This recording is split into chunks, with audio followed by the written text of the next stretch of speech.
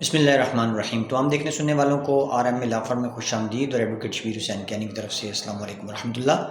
آج ہم بات کریں گے اس حوالے سے کہ اگر کسی قسم کا کوئی حق جو ہے وہ ڈسٹرب ہو رہا ہو اور آپ نے اپنا حق جو ہے وہ کلیئر کرنا ہو تو اس حوالے سے کون سا کیس جو ہے یا کون سا مقدمہ دائر کیا جا سکتا ہے،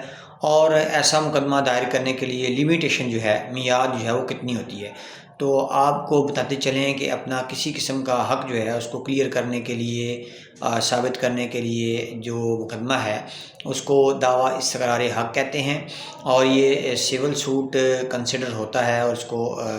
سول کورٹ میں دائر کیا جاتا ہے، اور اس کے لیے جو لمیٹیشن ہے، جو میعاد مقرر کی گئی ہے وہ 6 سال تک آپ اپنا جو ڈیکلریشن سوٹ ہے، دعویٰ استقرار حق ہے،